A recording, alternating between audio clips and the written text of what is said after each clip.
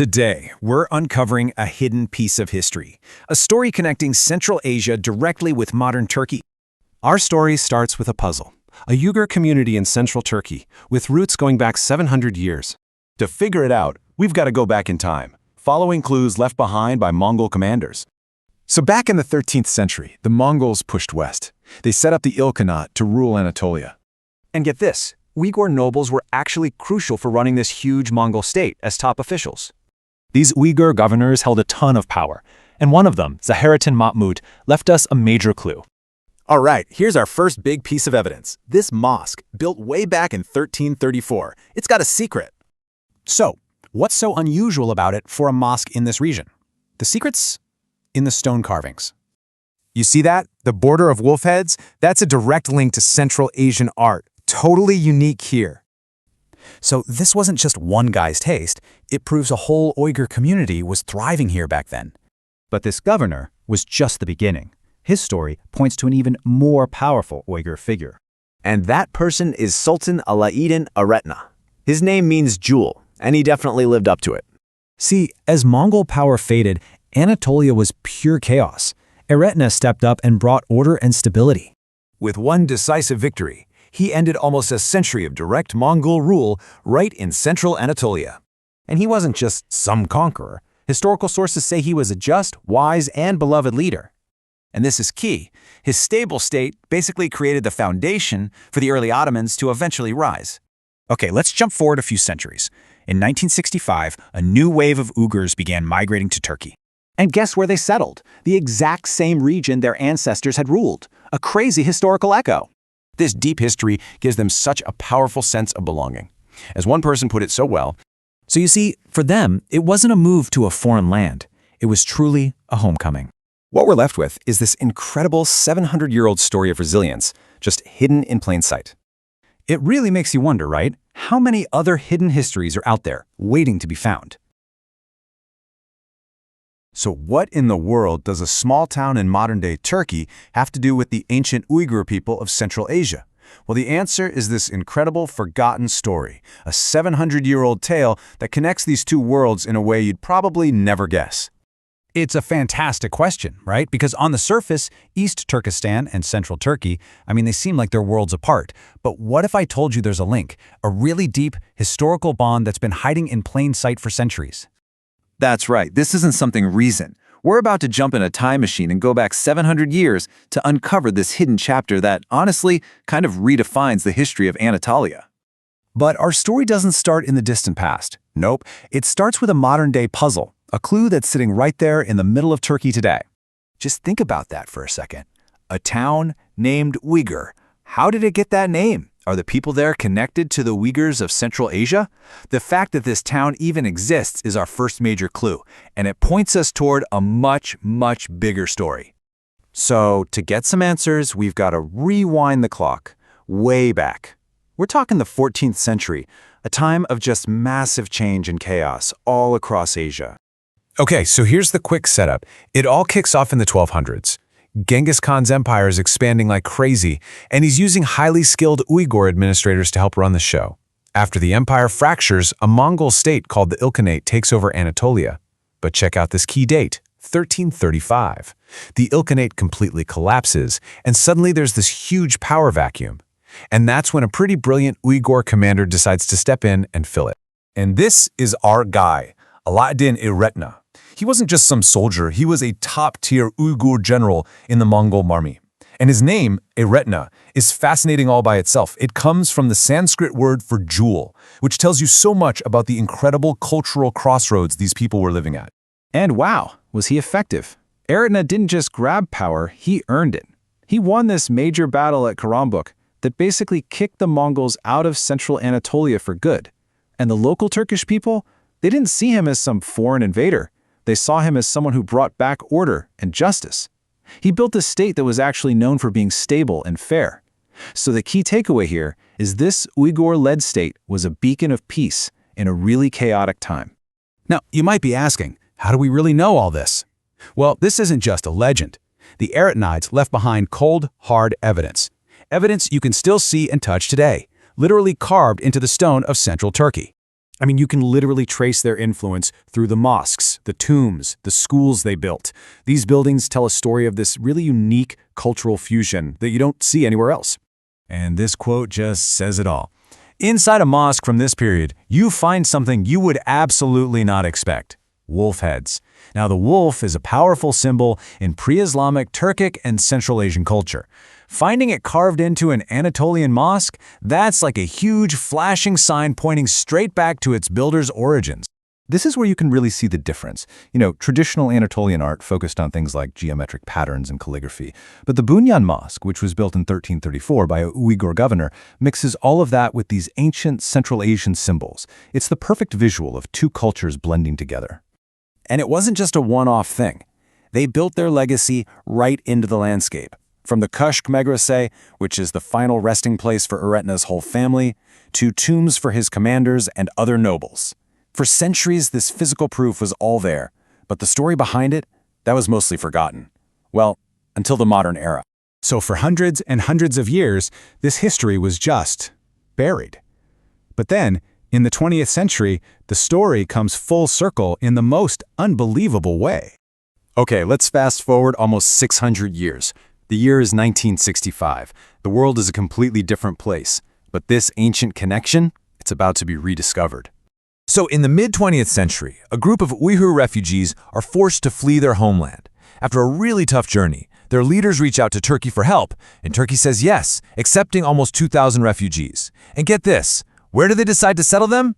In Kayseri, the exact same city that was once the capital of the ancient Uyghur Eretna state. It's just unbelievable. They had, without even knowing it, come home. And this sentiment really captures the whole feeling of it. Because of this shared, deep history, the arrival of modern Uyghurs wasn't seen as strangers showing up. It felt more like a family reunion that was centuries in the making. And this was a real community thing.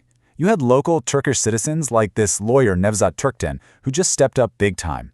They helped the new Uyghur families find homes, get settled, and just navigate their new lives. It really reinforced that feeling of kinship.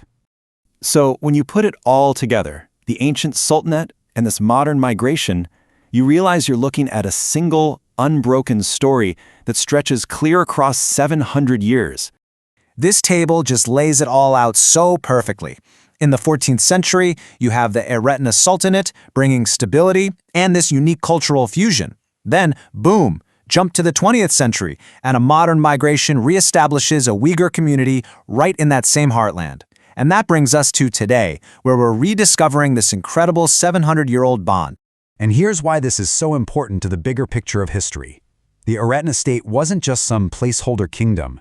By ending Mongol rule and creating a strong, stable region, they actually set the stage for other Turkish states, including the one that would eventually become the mighty Ottoman Empire, to rise and grow.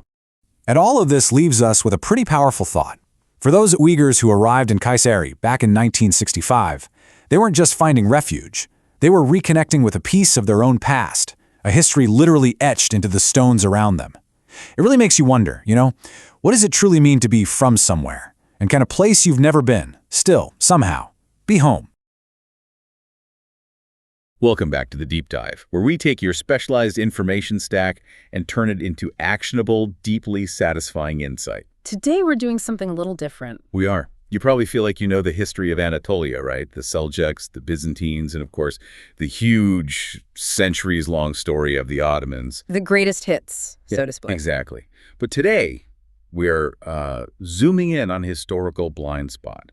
We're looking at one of the most pivotal, yet somehow often overlooked, state builders of the 14th century. That's right.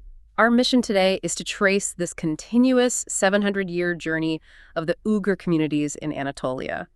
We're drawing from a whole range of historical records and even contemporary communal sources. And we're focusing specifically on the powerful Eretna Beylik. A state that was, and this is the key, absolutely foundational. It essentially bridged the chaos of the post-Mongol era, and in doing so, it really facilitated the final successful rise of the Ottomans. We have a fascinating stack of material here. It's academic history, but it's mixed with living memory, tracing family roots back through all 7 of these centuries. And the surprise factor is what really gets me. Yes, that's what we want you to grasp right away. Yeah. This Turkic Uyghur state, founded by Emir Eretna, it didn't just exist quietly in a corner. Not at all. For a few crucial decades, it was the largest and most influential power center in all of central Anatolia. And this was during a time of, near total political anarchy. Complete anarchy. So this Beylik, it was the stability engine of the mid-14th century. It's just a profound story of resilience and cultural persistence. It really is. It shows you how identity, things like religious practices, architectural tastes, political ambition, how all of that can survive and actually reshape landscapes across huge geographic and political shifts. So we're tracking movements starting from the elite administrative centers of the Mongol Ilkhanates. All the way through to the independent governance of the Beylik era. And then we're going to conclude with the 20th century diaspora, especially in places like Kayseri and Amasya. Okay, let's unpack this. We're going to start this deep dive, not in some 14th century war camp, but actually in a very personal quest for ancestry. Right. The sources actually begin their journey in Amasya province at a place called Uyghur Kent. Which literally means Uyghur village. Exactly. And this immediate starting point, this modern geographical anchor, it raises the fundamental question that the sources are trying to answer. Which is what, exactly? What is the precise historical and cultural relationship between the modern Uyghurs of East Turkestan and the people living in this ancient Anatolian settlement today? Do they share the same deep-seated religious beliefs, the same customs, the same heritage? That's the core question. And I'm really struck by the evidence of cultural survival they found right there on the ground. It's compelling stuff. Some communities in Amasya, especially those connected to Uyghur Kent, still practice aleve rituals. And crucially, they perform a specific dance, a movement that's described in our sources as being structurally similar to the Sama movements. The whirling spiritual dance used by ancient Uyghurs in Central Asia. Right. So you have this echo of an ancient practice still alive today. That hint of a shared cultural layer is extremely compelling, isn't it? It suggests that even after centuries of, assimilation, migration, conversion, culture doesn't just vanish. It finds new expression. Exactly. It gets preserved, often within religious or spiritual practices that might look distinct on the surface, but when you dig down, they share these incredibly deep roots. So the existence of Uyghur Kent and these ritual similarities, they provide a kind of living bridge back to that original wave of settlement. It makes the history tangible. It's not just something you read in old royal decrees. And we know this history isn't just an abstract thing because the sources point out it's being actively commemorated right now. They mention projects like the 2015 700th year of the migration, which marks the period around 1325-1326 as a foundational moment for Uyghur settlement in this region. That focus on 700 years is such a powerful statement. It is. It tells us that these communities trace their presence not just back to the Ottoman era, but all the way back to that critical moment of geopolitical reshuffling right after the Mongol invasion. So to really understand how they arrived and how they gained so much influence, we need to jump back. We have to go back to the 13th and 14th centuries. That's where the political power of the Uyghurs in Anatolia first began to surge. Right, so the stage for the Eretna Beylik was really set by this dramatic, huge geopolitical shift that followed the rise of Genghis Khan and the Mongol successor states. This brings us to Section 1, the Ilkhanate era. And what's truly fascinating here is grasping the unique and essential role the Uyghurs played within that whole Mongol system. This wasn't a typical conquered people situation. Not at all. Genghis Khan established this enormous multi-ethnic empire, and the Uyghurs, well, they'd been an established urban civilization for a long time. They had their own script, their own laws, literature. So they were the established educated class that the Mongols desperately needed to actually run the day-to-day operations of their new empire. Is that right? Precisely.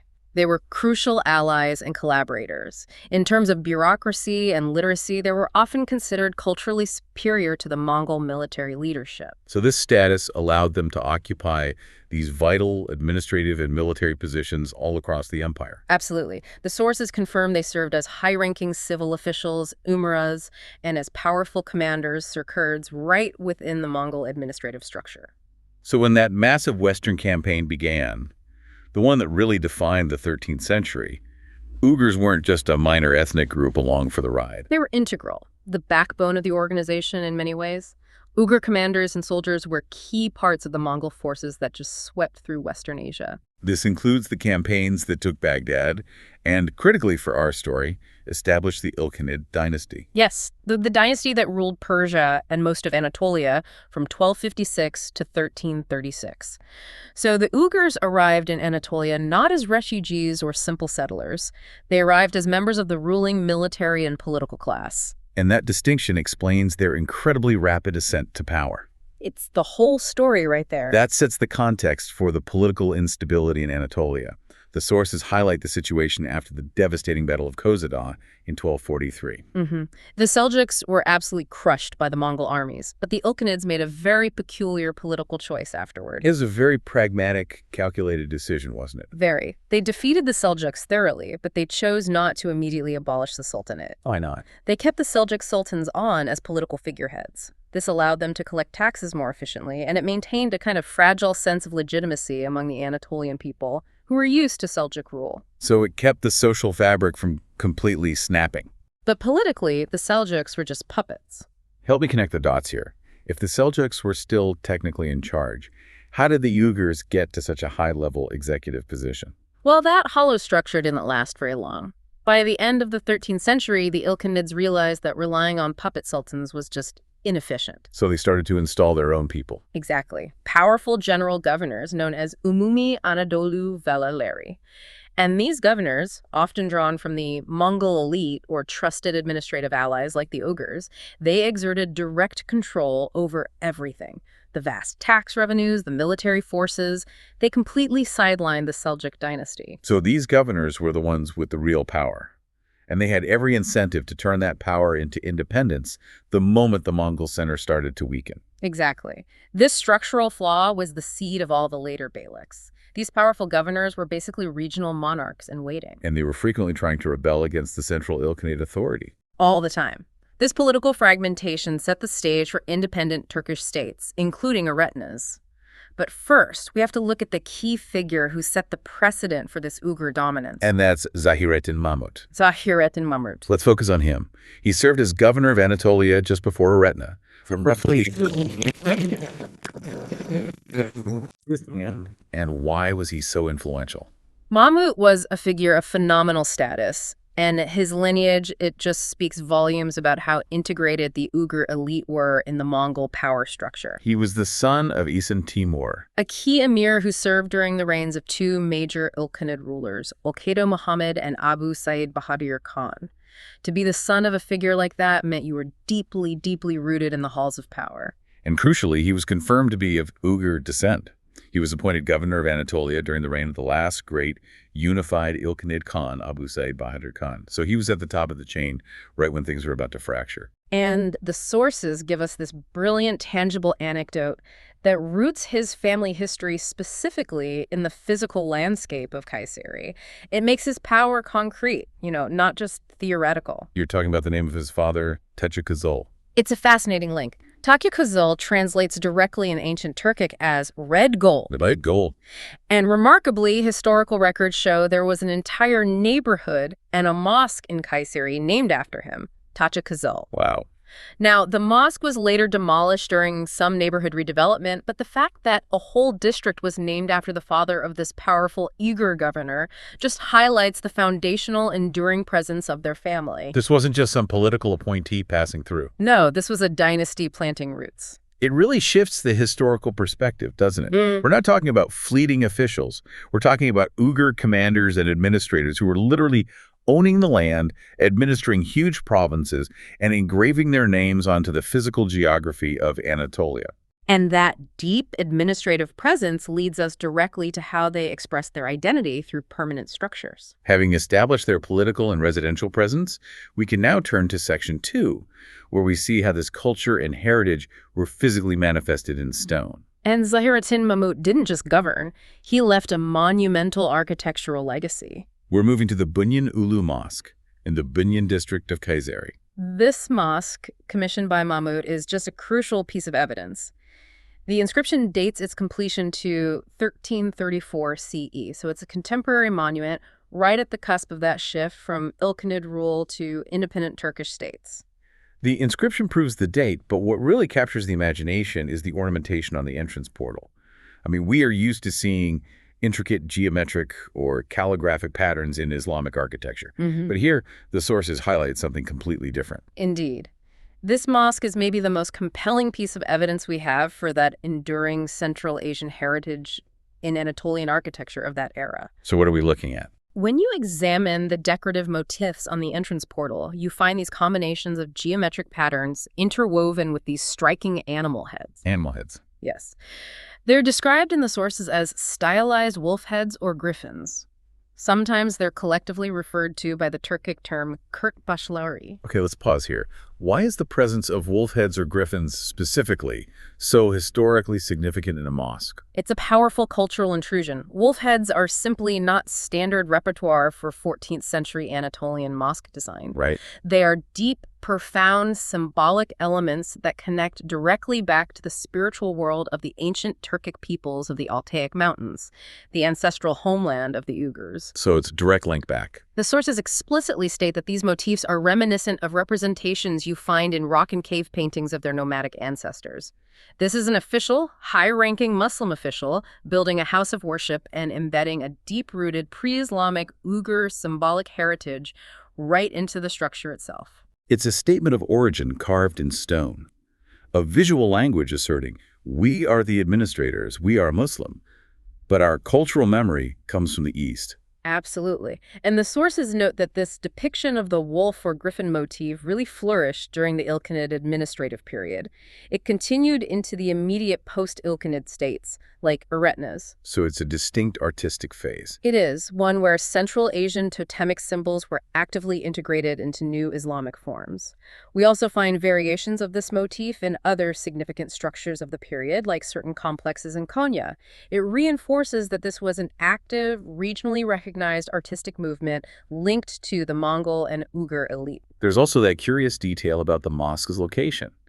If Mahmud was the general governor, why did he build such an important monument, not in the capital Kayseri or in Konya, but in the relatively smaller village of Sarıncaklı, which is part of Bunyan?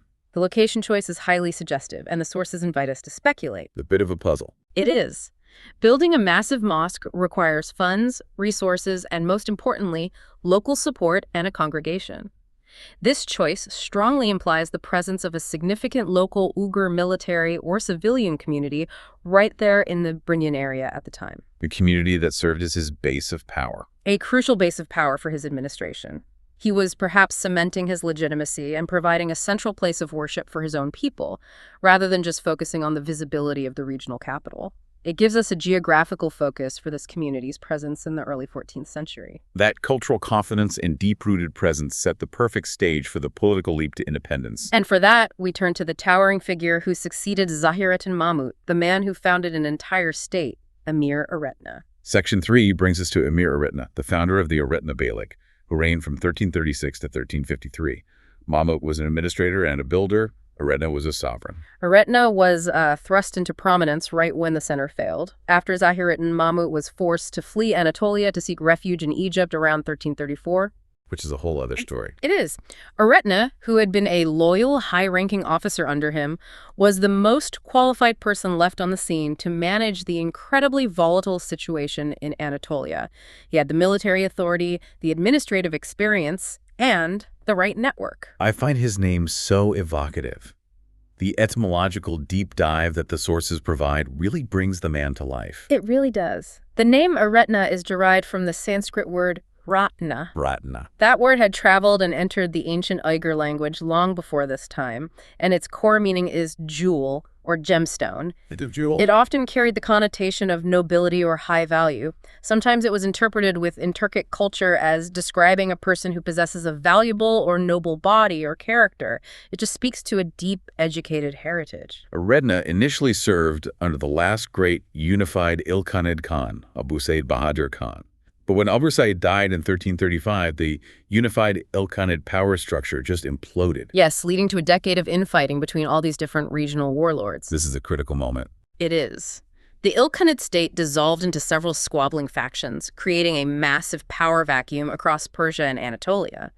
And Eretna, recognizing both the opportunity and the necessity, because the alternative was just pure chaos, began his decisive push for independence. Following the trend of other opportunistic Anatolian governors, Exactly. his path to sovereignty was secured by military dominance. What was the critical event that really cemented his rule? That would be the crucial victory he achieved over Chobanlon Sheikh Hassan in the Battle of Karambuk. This defeat of the powerful Chobanla faction was absolutely decisive. It eliminated his last powerful rival. Yes, the last rival capable of asserting Mongol authority. This allowed Eretna to declare full independence in 1336. Was this just a regional power exchange, or did it have larger historical implications? Oh, the implications are massive. This victory permanently ended the organized, centralized Mongol Ilkhanid dominance in central Anatolia. A dominance that had lasted for over 100 years since Kozadas. Right. Eretna didn't just beat a rival, he removed the remaining vestige of high Mongol rule. He brought a definitive close to that era of direct foreign oppression and ushered in an era of local, independent Turkish administration. And he didn't just carve out a small territory, he established the Eretna Beylik as a colossal state. It was strategically massive. It spanned this vast territory right across the heart of Anatolia. So how big are we talking? It stretched from Ankara in the west all the way to Elazığ in the east, and from the northern Black Sea coast at Samsun down towards Konya. That's huge. Siva served as the initial strong primary base, and then Kayseri was later established as the capital, leveraging that existing Uyghur administrative presence we talked about earlier. At its peak, this was the largest, most centralized, and most powerful state in central Anatolia. What do the sources tell us about the quality of his governance? Because to maintain a territory that size, you need more than just military might. You need legitimacy. And Eretna rapidly established all the essential hallmarks of a legitimate sovereign state that commanded respect. He upheld justice fiercely. He minted his own coins, sick. Which is the ultimate economic declaration of sovereignty. It is. And he had the Friday sermon, the hutbi, read in his name. Okay, let's quickly define the political weight of those two items, sikh and hutbi, for our listeners. Certainly. In the 14th century Islamic world, minting your own sikh meant you controlled the economy, the taxes, the currency flow. You were essentially cutting off all dependence on the former Mongol overlords. And the hutbi? Having the hutbi read in your name during the Friday congregational prayer was the religious and political confirmation of legitimacy. It meant you were the recognized temporal authority. So by doing both, Eretna was stating clearly, I am nobody's vassal. I am the Sultan. Precisely. His personal reputation, as it's described in the sources, it sounds almost mystical. The historical accounts are extremely glowing. They describe him as a religious man, highly intelligent, cautious, experienced, profoundly just, and compassionate. And the Anatolian Turks in the region, they didn't just accept his rule. No, they viewed him as a savior who eliminated the prevailing anarchy and restored stability after the total collapse and chaos left by the fragmented Mongol regimes. That's incredible. His dedication to order was so revered that some people in his own time even referred to him with the high honorific of a prophet. Not literally, of course. No, not literally, but as a title reflecting the immense trust and respect they had for his judgment and his moral character. That level of veneration is stunning. But if he was such a powerful figure and his state was so large, why did the Eretna Beylik decline relatively soon after his death in 1353? That raises a crucial point about the nature of these beyliks. Often their strength was just inextricably linked to the personal genius of the founder. Eretna was a brilliant statesman and commander. His successors, they lacked that same unifying force. Which led to internal struggles. Internal struggles and pressure from neighbors like the ambitious Kahramanlı. So while the Beylik eventually fractured, Eretna's great achievement was establishing that initial stability and a state apparatus that the region desperately needed, and that apparatus lasted just long enough to change the course of history. Eretna's reign was short, but monumentally significant, and the physical legacy he left behind brings us to Section 4, Monuments and Legacy of the Eretna Dynasty. And we have the tangible proof of his power in architecture, particularly in the Sultan Lartabesi. The Tomb of the Sultans. Yes, it's the main dynastic resting place, and it's part of the larger Krushk Madriz complex located in Kayseri.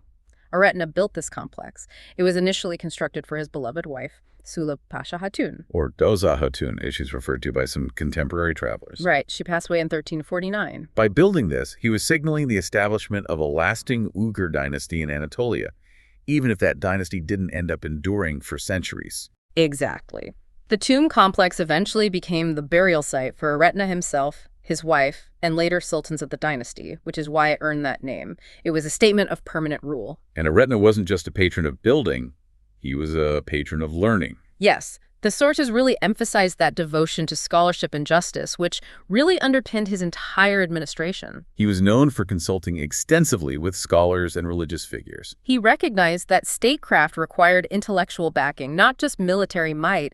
He prioritized education and justice throughout his domain, ensuring that the transition from Mongol anarchy to Eretna's rule felt like a moral and legal restoration. Which is why that reputation as a prophet or a savior took hold. He built institutions that commanded respect. Beyond the central dynastic tomb, the sources mention visiting the tombs of several of Eretna's high officials, which just reinforces the fact that his ruling class, his inner circle, remained Uyghur. These subsidiary tombs are crucial historical markers.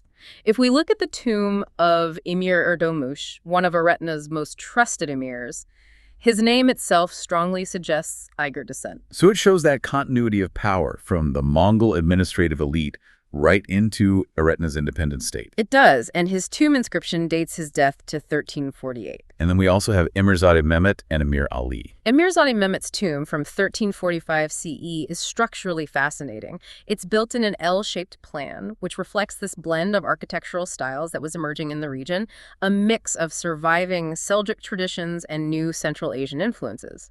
And Emir Ali. The complex dedicated to him showcases the same unique construction style. It just proves that Eretna attracted and utilized a powerful, cohesive, and clearly identifiable Uyghur elite. And there's that stunning structure, the Shah Shihan Hatun tomb. It's architecturally magnificent. This tomb is considered one of the most beautiful examples of the Seljuk-style kumbit, those distinctive domed, usually octagonal burial towers in all of Turkey. And while the documentation isn't complete, the high quality and style suggest it belonged to a noblewoman, very likely a Uyghur noblewoman connected to the court. These architectural relics prove that the Uyghur elite not only administered the state, but also enriched its entire artistic landscape. So we have the architectural and administrative legacy. Yeah. But if we pull back, we hit the ultimate so what moment. Yeah. The Ottoman connection.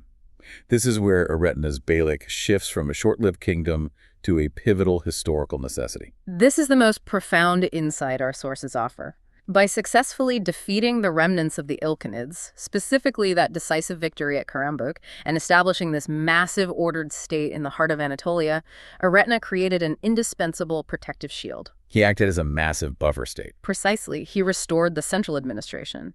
The stability Eretna enforced allowed the other, smaller Turkish beyliks like the Kahramanosularer, the Cemiyonolurer, and crucially the nascent Ottomans far to the west. It allowed them to solidify their own foundations. Yes, without the constant draining existential threat of an organized Mongol military domination hanging over their heads. He bought them time and space to consolidate their resources and build their own institutions, without having to constantly defend against a Mongol invasion from the east. That is the strategic gift Eretna gave to Turkish history. And furthermore, the sources emphasize that Eretna was meticulous. He preserved existing Seljuk institutions and he created new ones, thereby establishing this strong, centralized, functioning institutional framework in central Anatolia. A framework that the Ottomans would eventually adopt. Yes, they would adopt, refine, and successfully leverage it to manage their vast future empire. The stability Eretna purchased, even temporarily, was arguably the prerequisite for the Ottoman project's ultimate 6th-century-long success. It truly changed the way you look at the 14th century. The foundation of the empire that eventually became the Ottoman Empire was, in part, purchased by this short-lived but incredibly powerful Uyghur state that preceded it.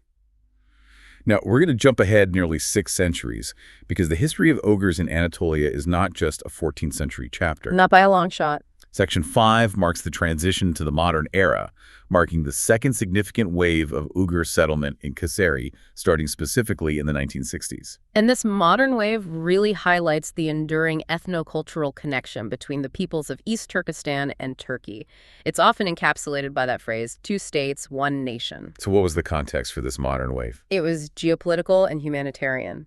These were Uyghurs from East Turkestan who had been displaced and had become stranded in Afghanistan after years of political turmoil in their homeland. And their relocation to Turkey wasn't just a simple government decision, was it?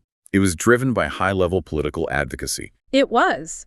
It was catalyzed by the tireless petitioning efforts of influential East Turkestani leaders who were already in exile. Specifically, Isa Yusuf Alptekin and Mohammed Emin Bugra. They saw the plight of their displaced countrymen. And they appealed directly and repeatedly to the Turkish government for aid and for organized settlement assistance. When the immigrants arrived in Turkey, what was the initial setup? They weren't immediately settled into their permanent homes in Kayseri. No, they experienced a period of transition.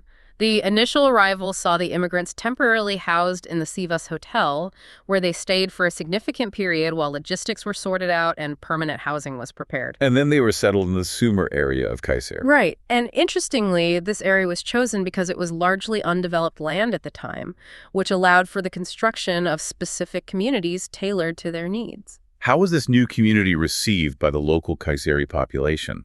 Was there an immediate sense of kinship? The sources are overwhelmingly positive on this. They emphasize that the Kayseri citizens warmly welcomed their fellow citizens from East Turkestan. So there was a deep-seated feeling of connection. Yes, based on a shared Turkic identity, which just dramatically accelerated the integration process. This was a critical factor in their ability to settle and thrive. They weren't seen as outsiders, but as distant relatives finally coming home. And the sources point to one specific local figure who played a crucial, almost paternal role in their integration and legal settlement. That would be the lawyer Nevzat Turkton. He was absolutely instrumental. He took on the role of their chief protector, acting as a devoted friend, lawyer, and crucial advocate. He was the vital link. He was. He navigated the bureaucratic maze of government affairs, secured their citizenship, addressed their daily needs and issues. He is remembered with profound gratitude by the Uyghur community for just facilitating their settlement and helping them establish their lives successfully. What economic skills did this new wave bring with them? How do they contribute to the Kayseri economy? Well, unlike the 14th century wave, which was primarily military and administrative, the 20th century immigrants were highly skilled workers. Sanatkar in traditional crafts. So they established themselves in specialized professions. Very quickly. Things like farming or dukhancılık, animal husbandry, sarfçılık, detailed horticulture, badincilik, and various other crafts, kolencilik. And the sources note their adaptability. Yes, they integrated quickly into the Kayseri climate and culture, while at the same time meticulously preserving their own distinct customs, their language, and their culinary traditions. I find that duality fascinating. They preserve their own traditions while also actively influencing the local populace through this cultural exchange. It speaks to the strength of their identity. They became productive contributors immediately, cementing their role in the local economy. So you see this thread across 700 years. From the Ilkhanid general governor who administered the land in the 14th century to the 20th century artisan who built a new life in Sumer. The common thread is contribution, high skill, and a deep-seated sense of ownership in the Anatolian project. And that heritage fuels their current identity and their ambitions for their homeland. That is the ultimate point the contemporary sources emphasize. The Uyghurs in Turkey are not merely transient guests or misafir. They are integral, foundational contributors to the nation's growth and identity. And the current generations in Kayseri and Amasya, they hold the hope of their ancestors close. They do. They continue to strive, to organize, and to fight for the vision of a free and independent East Turkestan, keeping their historical and cultural identity alive through their community efforts and political engagement in modern Turkey. What an incredible journey. 700 years of deep, yet often obscured history, all linked by this single thread of Uyghur resilience and influence. To wrap up our deep dive, let's synthesize the key takeaways that link these two dramatically different eras. I think the overarching theme is one of profound strategic contribution. We began with the powerful Ilkhanid administrators like Zahirettin Mahmut, who used his high position to build lasting monuments like the Bunyan Ulu Mosque. That power then transitioned into the founder of a pivotal independent state, Sultan Eretna, who was revered as a savior and a just ruler who brought order from chaos. And then finally, we arrived at the contemporary diaspora in Kayseri. It's a story spanning 7 centuries of continuous connection and invaluable input into Turkish society. And the power of the cultural evidence is just undeniable. The continuity we spotted in those ancient totemic motifs, those kerbuçları, the wolf and griffin symbols, carved onto the mosque portal. And even in the etymology of the naming conventions, the Sanskrit-rooted Ratna evolving into Eretna or the ancient Turkic red gold of Takisezyo, it shows just how deeply rooted identity can survive across time, distance, and radical political change.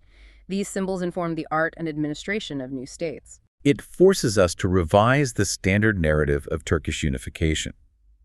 When we look at the Eretna Beylik, we have to acknowledge that its brief but powerful existence was a historical necessity. It created the essential stability, that zone of safety, that allowed the far smaller and more nascent Ottoman project to consolidate its resources and thrive on the western frontier, free from constant existential threats from the Mongol remnants. So here is the final provocative thought we want to leave you with, based on the material we've reviewed today. If Emir Eretna had failed in that decisive battle of Karambük, or if he had not established such a vast, stable administrative state in the center of Anatolia, would the prolonged Mongol threat have perpetually disrupted and maybe fatally strangled the growth of the smaller beyliks, including the Ottomans? It's a huge question. Would Turkish unification have remained fragmented for centuries longer? The history of Turkish political ascendancy might have been drastically, perhaps even fatally different. Which raises the essential historical question. How often is the history we focus on, the rise of the great long-lasting empires, actually built upon and unknowingly purchased by the sacrifices and administrative successes of the preceding pivotal states that history tends to forget? Something to think about as you evaluate the true foundations of power. Thank you for joining us on The Deep Dive. We'll see you next time. Welcome back. Today we're looking at a piece on the 700-year history of the Uyghurs in Anatolia, from the Eretna Sultanate all the way to modern resettlement. It's a huge historical sweep, a really ambitious project. And to make it land with maximum impact, I think we should just dive right in. I agree. Okay, so the first thing that really jumped out at me, and I think it's foundational, is that the transition from the ancient Sultanate history to the 20th century resettlement needs a more intentional and emotional narrative bridge to maintain its structural flow. Yes. The material does a fantastic job with the details of the Ilkhanid and Eretna periods, setting up the Uyghur leadership. Oh, it's excellent on that. But then when the story shifts to the 1965 arrival in Kayseri with Isa Yusuf al-Taken, it feels like, well, it's a jolt. It is a jolt. And that 700-year gap, even though it's historically real, it creates this structural void in the narrative. Right. The modern part almost feels like a totally separate story about immigration, not the continuation of this deep historical line we've been following. Exactly. The key editorial problem is that the modern arrival shouldn't feel like a new chapter at all. It needs to feel like a destined return, a resurrection of something that was lost. A resurrection. I like that. The audience needs to feel what exactly was lost in those intervening centuries. If we can, pinpoint a specific tangible loss from that Eretna era right before we introduce the modern community. Ah, I see. We give weight and urgency to what the new arrivals are trying to do. So the suggestion here would be to use the decay or loss of a specific historical structure, which is mentioned later in the text, as a powerful metaphor for that lost connection. Yes, and you'd place that moment of erasure right before you introduce the 1965 resettlement. You lead with the loss. That's powerful. I wonder, though, is there a risk that focusing on demolition detracts from the success of the surviving monuments that the material also highlights, like the Kushk Madrasa? That's a valid concern, but think about the editorial goal here. The audience has to feel that the historical threat was broken, or at least frayed, which is what makes the efforts of the modern arrival so important. Okay. Celebrating the surviving monuments can sometimes make them feel like, abstract historical sites in a museum. But focusing on the erased structure, that establishes a sense of injustice, a void that needs to be filled. So, for a concrete example, we could use the Tajik-Azul Mosque. Perfect. The material notes it was unfortunately demolished. That phrase is so passive for what is a critical moment. It is, yeah. We need to frame that demolition, the physical wiping out of a major Uyghur trace in Kayseri, as the final closing note on that medieval period. So you could build the pivot around that. Something like, for centuries, the traces of the Eretna legacy were swallowed by time, nowhere more visibly than in Kayseri, where the Taji Kazul Mosque was tragically demolished. Then, 700 years later, a new community arrived in the very same city. Yes, it makes their arrival a purposeful act of historical restoration, not just seeking refuge. It turns the gap into part of the story itself. It really does. Or, if you want to use the contrast, you could juxtapose the surviving monuments, the Bunyan Ulu Kami, the Keshk Madrasa, with the fact that they stood empty of their original community for centuries. So the buildings were there, but the people were gone.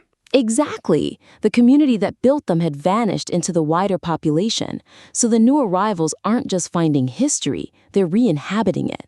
That gives the modern story its depth. Okay, that makes perfect sense. Let's move to our second area of critique then, which focuses on the man himself, Sultan Alauddin Eretna. Right. While the material accurately reports Sultan Alauddin Eretna's achievements, the portrayal of his monumental political impact, ending Mongol dominion in Anatolia, it needs to be elevated to match its historical gravity. Yes, absolutely. The notes say he was seen as a savior, that his victory ended 100 years of Mongol tyranny. It even credits him with laying the groundwork for the Ottomans. All true, all important facts. But the problem isn't the facts, it's the framing. These huge so what moments are just presented as facts, and it understates the drama, the risk, the sheer audacity of challenging the Ilkhanate Empire. It really does. I wonder if by just focusing on the timeline, we're overlooking how insane his move was. This wasn't just a successful governorship. This was the turning point. The moment that let the Turkish principalities break free. Yes. We have to underscore that Eretna was the one who finally broke the Mongol grip that had been in place since the Battle of Kozada in 1243. So the suggestion for improvement here is to structure Eretna's entire section around a theme of rebellion and redemption. Exactly. Emphasize his journey from being a powerful but still subservient Ilkhanate emir to the defiant founder of a new Turkish state. Use the language of conflict, of consequence, of revolution even. That would shift the tone from a dry history to more of a foundation myth. The notes argue he created the stability that let the Ottomans flourish. How do we make that role undeniable? We do it by beefing up the context and the evidence. Okay. First, the context of the conflict. You have to explicitly remind the reader what Mongol rule meant. After Kozada, the Seljuk sultans were puppets for almost a century. So you contrast their subservience with Eretna's decision to risk everything. Everything. And that battle where he forces the Mongol army out, that needs to be treated like the watershed moment it was. He was the one who stopped the long shadow of the Khans. And second, focusing on the acts of sovereignty. Yes, the ceremonial acts. The material mentions he issued his own coins and had the khutbah read in his name. We have to explain what that actually means. For a non-specialist, issuing a coin just sounds like administration. Right. But in the 14th century, doing those two things, especially the khutbah, the sermon in your name at Friday prayers, that was a public declaration of independence. It was a direct challenge. He's saying his authority comes from God, not from the Mongol Khan in Tabriz? That's it. Highlighting those details proves the definitive transfer of power to a Turkish ruler, and it makes his title of savior really mean something. It transforms his reign from a timeline entry into the event that broke the Turkish heartland free. And that emotional punch is critical for the whole argument. Precisely. And if we nail that political drama, the next logical question is, how did that unique identity survive? Which brings us to the cultural evidence. It does. So third, fascinating cultural and architectural parallels are mentioned, specifically the survival of Central Asian motifs. But they need deeper exploration to demonstrate a conscious, unbroken cultural transmission across 700 years. Right. The material points out the wolf head or griffin motifs on the Bunyan Olu Kami, which are rare in Seljuk work, and it notes similarities in Alevi rituals. Which are great observations. They are, but they're presented as interesting footnotes, similarities, rather than as definitive, robust evidence of identity preservation. That's a great point. The audience for this piece being experts themselves, they'll want that thread woven tightly, not just referenced. They'll want to move from this looks like that to this is evidence of that specific identity. I wonder, though, is the wolf head motif the strongest case? Should we maybe lean more into the linguistic or ritual practices mentioned in the notes? They're less abstract in carvings. I would argue that architecture, especially major public works like a mosque, is the most durable political manifesto you can find. That's true. A building commissioned by a powerful commander is a deliberate statement of who they are and where they come from. It lasts for centuries. If we can prove the motifs were a conscious statement, the visual evidence becomes irrefutable. So the suggestion is to pick one strong example, the Binyanulu Kami motifs, and elevate it into a full case study. Yes. You treat the architecture not as pretty ruins, but as a political document carved in stone. So to do that, we need a really deep dive on the motifs themselves. And the information is already there in the notes. The material already connects these designs to cave and rock paintings in the Altai and Tarim Mountains, the Uyghur homeland. So we just need to emphasize that link and explain why the symbols are there. Explain that their placement, right on the entrance portal, reflects the ethnic identity of the builder, Zahir Ten Mahmud. It's not random decoration. It's a lineage marker. He's proudly displaying his heritage. It's showing that this was a conscious choice to embed their unique Turkic identity into their new Anatolian state. Exactly. And we can reinforce that by connecting the medieval to the modern context. The material notes that these distinct motifs, which really flourish under the Eretnids, they gradually diminish during the Ottoman period. And that detail about them fading away is crucial. Why? Because it helps confirm the motifs were specific to the Eretna state's unique cultural brand, distinct from the Seljuk traditions they inherited, and distinct from the Ottoman style that came later. Ah, I see. Their later disappearance actually proves how unique and purposeful their inclusion was in the first place. It shows a conscious cultural projection before it got diluted into the broader regional style. And by giving the Binyan Ulu Kami all those layers of context, political, ethnic, artistic, you turn a simple observation into verifiable proof. Proof of conscious identity preservation, which is the claim underpinning the entire 700-year story. It strengthens the whole backbone of the argument. Okay, so to recap our analysis here, we've really pinpointed 3 key areas that will help the material achieve its maximum impact. Right. First, establishing that stronger narrative link between the medieval sultanate and the modern migrations. So, using the loss of a site like the Taji Kazil Mosque as the emotional hook. Framing the 1965 resettlement as a necessary act of return. Second, escalating the dramatic framing of Sultan Eretna's achievements, emphasizing his role as the savior who defied the Ilkhanids, structuring his story around rebellion.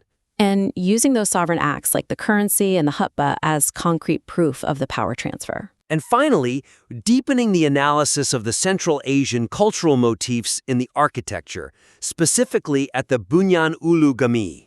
Treating those motifs not as decoration, but as irrefutable evidence of a conscious political, cultural identity being projected by the Uyghur commanders. These suggestions are really designed to make the historical argument more robust and more emotionally resonant. Absolutely. We're confident that implementing these changes, focusing on loss for narrative bridging, elevating Eretna's revolutionary status, and deepening the motif analysis will significantly bolster the overall historical claim. We invite you to implement these revisions, and please do submit your refined material back to the critique. We really look forward to seeing the next version. Welcome back to the critique. The material we're diving into today explores the remarkable 700-year history of the Uyghur presence in Anatolia, tracing their influence all the way from the 14th century Eretna Sultanate to the 20th century migrations. It's a really ambitious and powerful piece. So let's jump right into the big picture. Okay, so the material makes a really strong case for this idea of Uyghur continuity, right?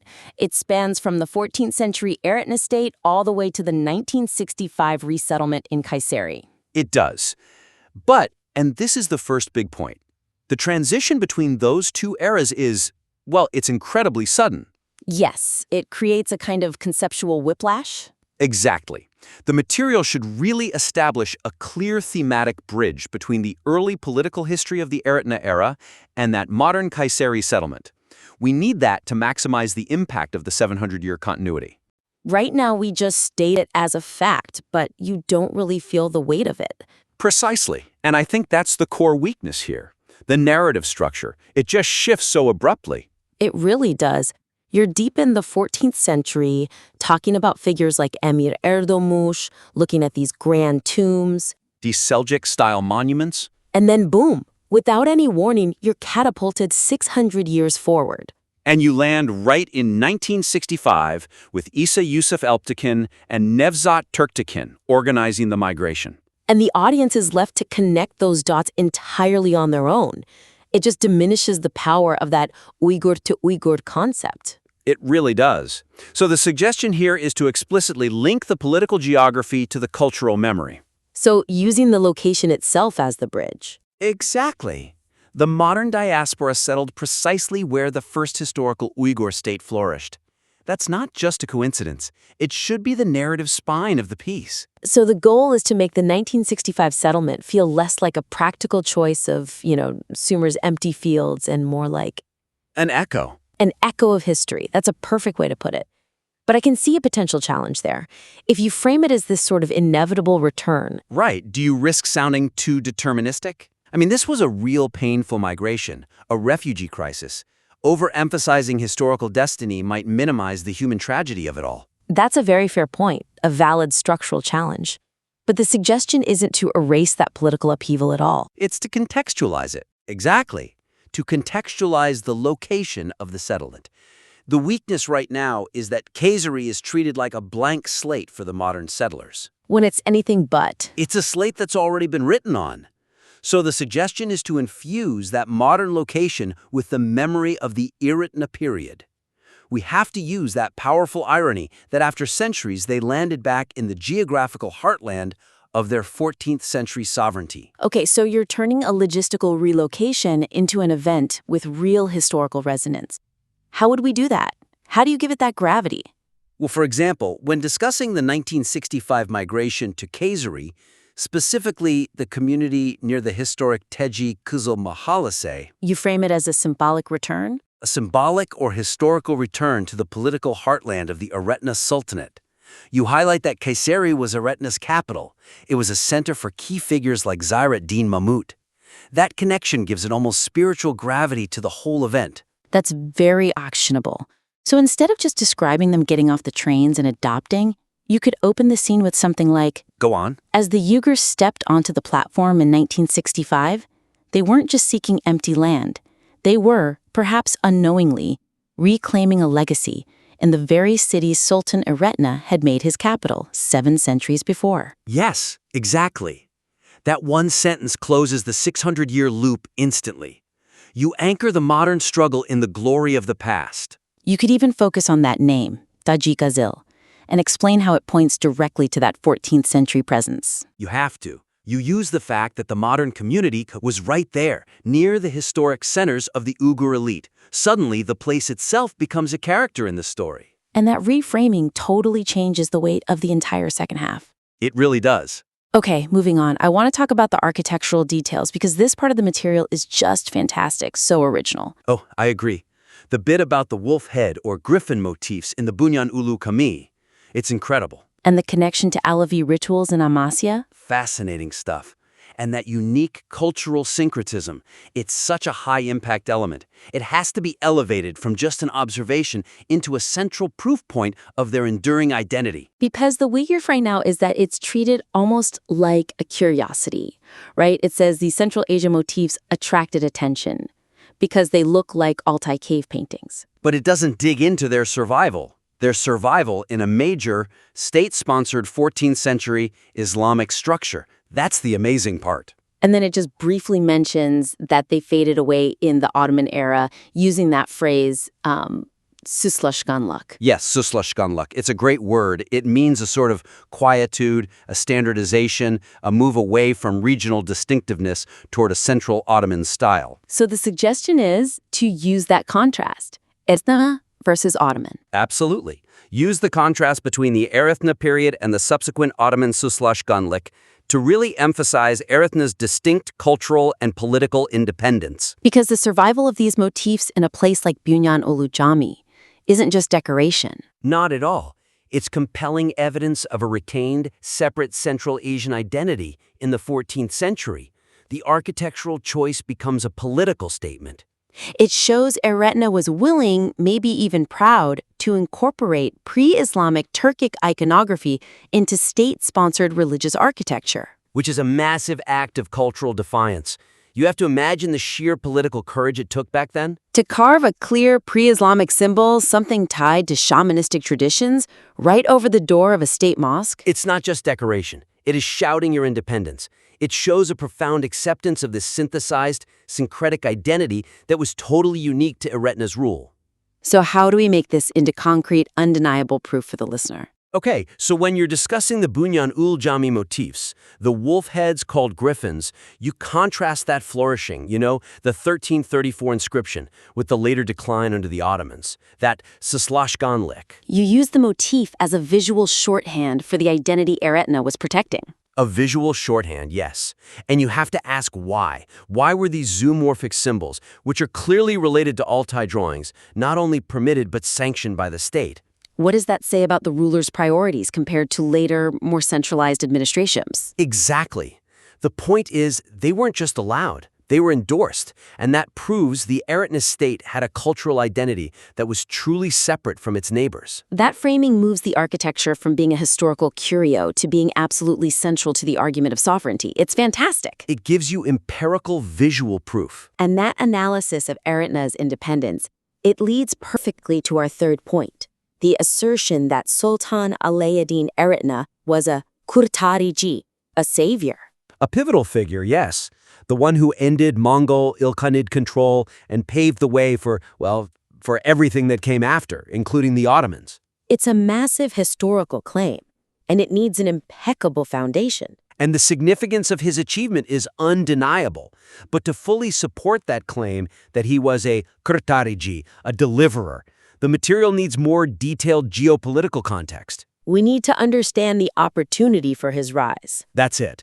Because the weakness here is that the material really emphasizes Eretna's personal success, the victory at the Karambuk War, establishing this huge state. It focuses so much on Eretna the strongman. Right. And in doing that, it risks overlooking the deep structural weaknesses of the Ilkhanids that even made his success possible in the first place.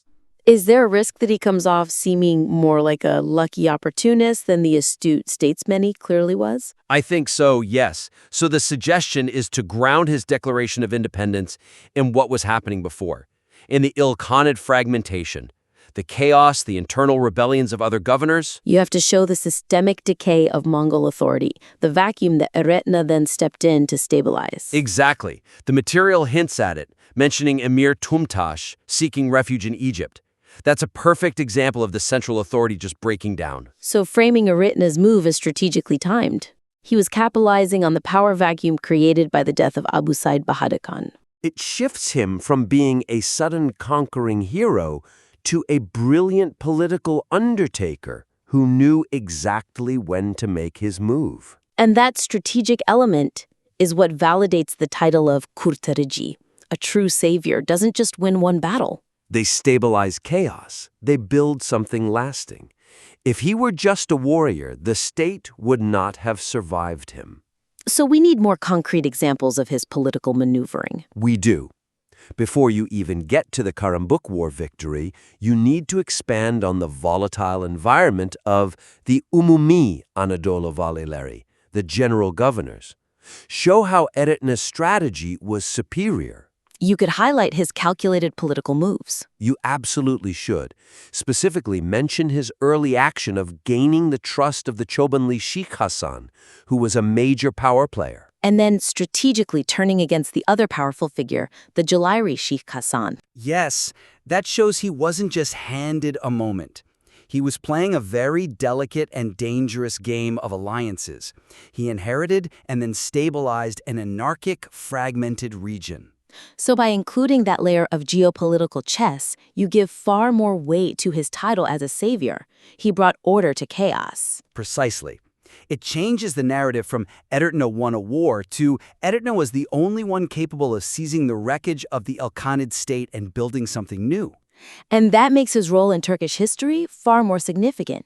It really supports the claim that he paved the way for what came next. His success wasn't an anomaly. It was a strategically executed state-building project. This is all really powerful feedback. I think it's aimed at maximizing the impact of this incredible 700-year story. We've really focused on 3 critical areas. Right. So, to recap, first, we want you to solidify that narrative bridge between the 14th and 20th centuries. Make the 1965 resettlement a historically resonant return to the Eretna heartland. Then, deepen the analysis of those unique cultural markers, like the Bunyan Ulu Kami motifs. They shouldn't be a side note. They should be a central proof point of Eretna's cultural independence. And finally, provide that richer geopolitical context for Sultan Eretna's rise. Detail the Ilkhanid fragmentation and Eretna's sophisticated political maneuvering. So you can better support his importance as the Kurtariji who truly stabilized Anatolia. These are all highly actionable steps. They're designed to make an already robust historical message even more compelling. We invite you to refine the material based on these points and submit the updated work back in for a further critique. Welcome to the debate. Our focus today is on a profoundly significant era in Anatolian history, that volatile transition after the collapse of the Seljuk Sultanate and the rise of the Beyliks in the 13th and 14th centuries.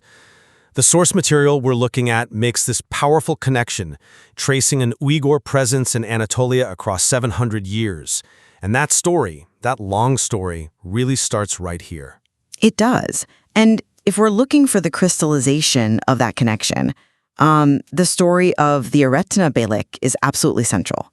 I mean, Eretna established this massive independent state right in the heart of Anatolia, stretching from Ankara all the way to Alazo. Absolutely, but the core question for us today is, how do we define that achievement? Was the establishment of the Eretna Beylik primarily the success of leveraging the high-ranking administrative structures that Uyghurs already occupied under the Mongol Ilkhanheads? Was it, an organic evolution of power? Or, and this is the other side, was it a revolutionary, a truly definitive break from a century of Mongol control? That's really the line we're drawing today. I'm going to argue for the continuity, for that administrative foundation. And I think I come at it from a different angle.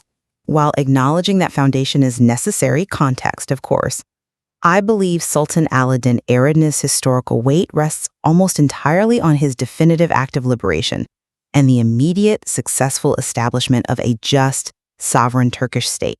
For me, the break is what matters most. I see why you'd emphasize that ultimate break, but let me offer a different perspective, one that's focused on the political infrastructure that made any of that possible. My core argument is that Uyghur political and military influence was already deeply, deeply woven into the highest levels of the Ilkhanid administration of Anatolia for decades before Eretna ever declared independence. This wasn't some spontaneous uprising. This was a well-organized takeover built on, really, generations of inherited power and expertise. But inherited power has to be transformed by political will to become sovereignty. Otherwise, it just remains subservient. Precisely, but the tools were already in their hands. We know that after the Seljuks were critically defeated by the Mongols at the Battle of Kosada in 1243, which, effectively ended Seljuk autonomy, the Ilkhanids started appointing their own general governors, the Umumi Anagolo Valirli. And crucially, many of these high-ranking officials, the Umera, were Uyghur in origin. So that placed them strategically to control the levers of the state long before Eretna came along. They were powerful administrators, I'll grant you that. But they were still, by definition, agents of the Ilkhanid Khan. They were managing a province, not leading a sovereign state. And yet, they had the capacity to run one. I mean, look at Zahiruddin Mahmud, the son of the great Emir Esen Kutluk. He served as the Anadolu Vali under the Ilkhanid ruler Abu Said Bahadur Khan. This shows that Uyghurs already controlled the state apparatus, the bureaucracy, the taxes, the military command, years before Eretna. We even see this deep cultural and administrative integration reflected powerfully in architecture he commissioned, like the Bunyan Alu Jami in Kayseri, built around 1334. Right, the mosque is fascinating, particularly those distinct motifs. It is. The ornamentation, specifically the wolf's head and griffin motifs, they're very unusual in a traditional mosque context, but they link directly back to Central Asian, Altai mountain traditions, the Uyghur homeland. This wasn't a sudden cultural import. This was a visible cultural and administrative persistence that was already deeply entrenched. Eretna himself, he started his career as a vizier and a successor to Emir Temuntash. He didn't just parachute in as a liberator, he inherited an already existing sophisticated Uyghur-dominated power base, so his eventual independence feels much more like an evolution, not a spontaneous revolution. That's a compelling case for continuity, and I do concede the deep cultural roots were present. However, I struggle to accept administrative inheritance as the defining factor of Eretna's success. Let me tell you why. While Uyghurs undeniably held high posts under the Ilkhanids, Sultan Ala-Adin Eretna's historical importance really stems from his decisive action in severing nearly 100 years of Mongol control. In that definitive moment of liberation, it fundamentally changes the narrative from one of just administrative management to one of state sovereignty. But what enabled that severance in the first place? Wasn't it the loyalty of the administrators he inherited? It was the successful military campaign, combined with the political legitimacy he built afterward, a legitimacy rooted in justice. Eretna decisively defeated the Ilkhanid army, specifically the forces of Chobanli Sheh Hassan, after winning the Karembik War around 1343 or 44. That victory was the point of no return. It permanently, and I mean permanently, removed the Ilkhanid presence. They couldn't exert control over Anatolia after that. This break was definitive and successful where so many others had failed. And the state that resulted from that? It was a true, massive, sovereign entity that immediately established its istiqlal, complete independence. He asserted his sovereignty by issuing his own coinage, we know this as Sikke Kestirmish, and by having sermons read in his name, the Hutba Kupmush. I mean, these are the undisputed hallmarks of a legitimate sovereign ruler, not just some upgraded client governor. And beyond the mechanics of it all, Eretna was highly revered by the Anatolian people. They saw him as a kurtaliji, a savior from the anarchy that really existed under the weakened Mongol rule. And that speaks to his character, which was by all accounts exemplary. Rare.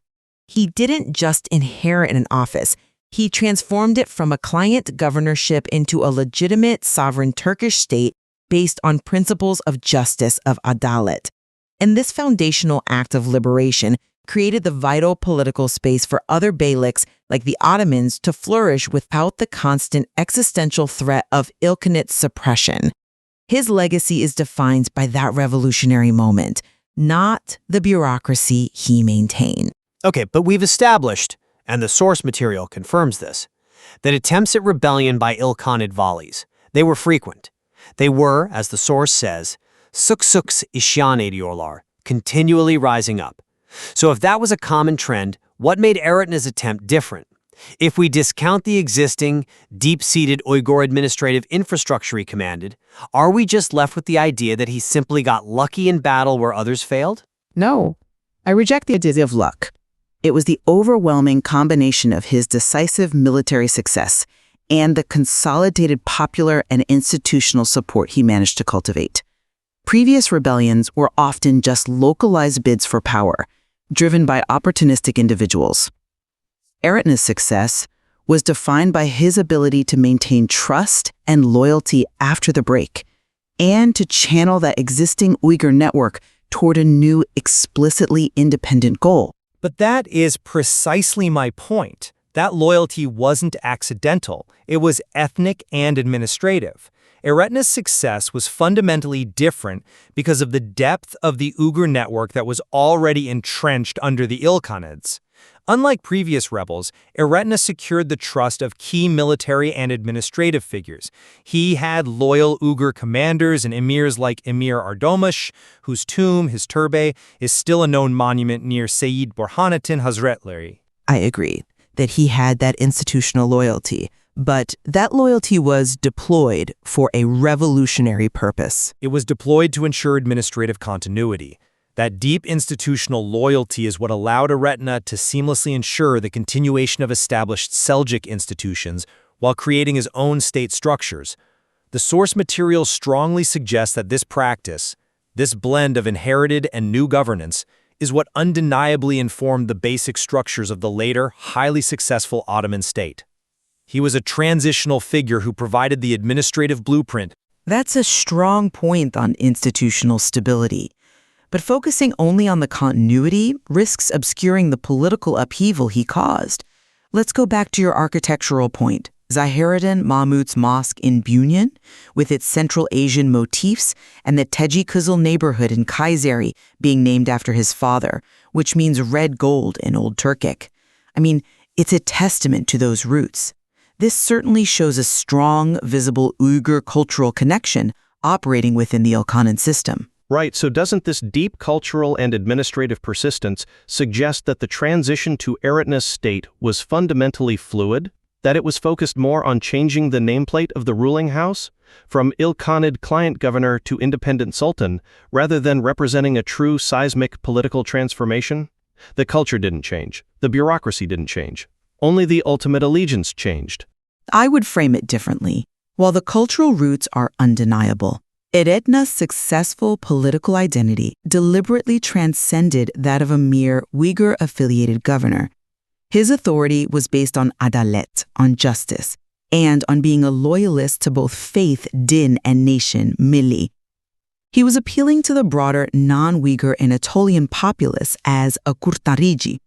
The significance of Eretna, whose name Ratna comes from Sanskrit via ancient Uyghur, lies in successfully synthesizing these deep inherited cultural roots with a legitimate independent Turkish statehood, one that was recognized by everyone as ending a long period of foreign oppression.